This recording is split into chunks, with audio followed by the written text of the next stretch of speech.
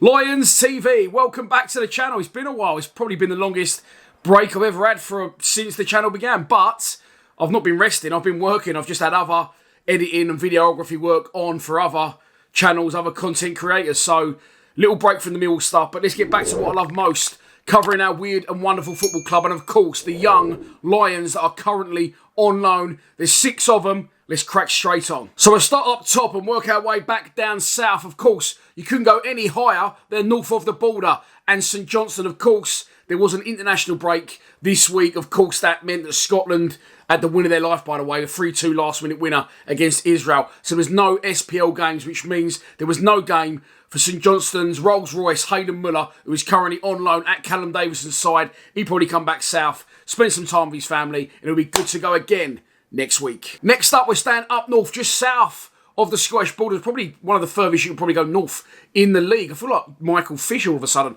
Anyway, Tyler Bury at Hartlepool. He's on loan. Of course, Tyler was on fire, as we know, earlier on in the season. He got a hamstring injury and returned to Millwall for his rehabilitation. It's good news, though. Dave Challoner has come out in the press and confirmed what I just said. He's gone back to Millwall, but he's hoping to have Tyler back and reintegrated with his Hartlepool squad with a view to getting him playing games again next month, November. So, good news for Tyler, good news for Hartlepool. Let's hope he can crack back on where he left it. Next up, we're dropping down into non-league. 2 Lions on loan at National League sides. Let's start with Junior Tienza. Appears to be missing in action. I have absolutely no idea where he is. I don't know, I looked down at that pad because there's nothing on it. Junior Tienza, missing in action, wasn't in Dover's squad when they lost 2-1 at home to Barnet on Saturday. They're a club in turmoil at the minute. They currently sit bottom of the table on -9 following their points deduction. And moving on to Yeovil now and Dan Moss. I don't feel I've given Dan Moss the credit that I should be giving Dan Moss. One, because it's National League, so I can't really delve into it too much.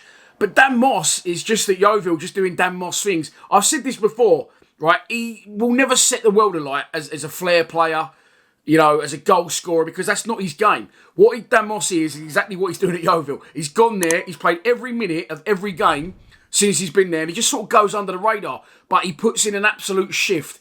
He's a solid player, he's versatile, and he gives everything for the calls and for the team, and he's definitely a Millwall type player, and that's probably why he's doing very, very well at Yeovil. However, he couldn't help them slip to a 2-1 home defeat to Notts County on Saturday. The defeat sees Yeovil sitting 15th place in the National League. And finally, we're going up to 2 Lions on loan in League 2, pretty much on a level pegging at the minute. Isaac Tanto-Alafe. Let's start with him. If you don't know, by the way, why they call Isaac Tanto-Alafe Tanto, do yourself a favour and just Wikipedia his name. It's great fun. And it is a shirt printer's absolute nightmare. You'll soon find out why he's called Tanto for short. Much, much shorter than it probably should be. And on Saturday, he was a second half substitute in Sutton's 4-3 last minute win against Port Vale. They was rock bottom, Sutton, having been promoted last season, of course, with Tanto being their top scorer. They've won 5 out of their last 6 league games, and it's put them to within 1 place of the playoff in 7th place. As I said, Tanto was a second half substitute and unfortunately didn't score in the game, but I still feel maybe he's not yet fully fit. So, we're wrapping it up with the big dog. I've got a little soft spot for Big Al and Harry Smith and Kenny Jackett. I'm a little bit of a Leyton Orient follower these days. They're not doing too great at the minute, though. They're not really, you know, they've just...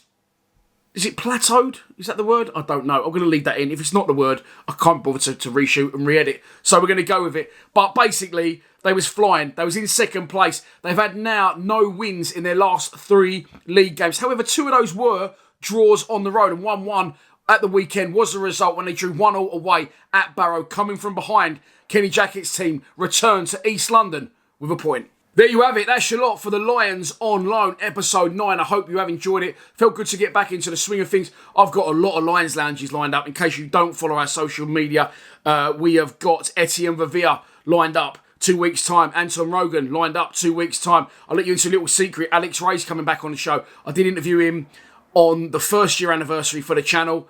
At the Den, actually, in the dugout at the Den.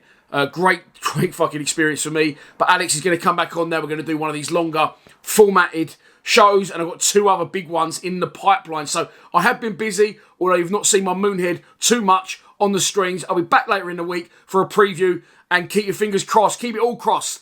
because Thursday we're going for the hat-trick at the Content Awards. Best Club Content Creator, 19 and 20. Will I be running around London with my pants over my head celebrating 3 wins in a row? Let's fucking hope so. Please subscribe to Lions TV. Come on, you Lions.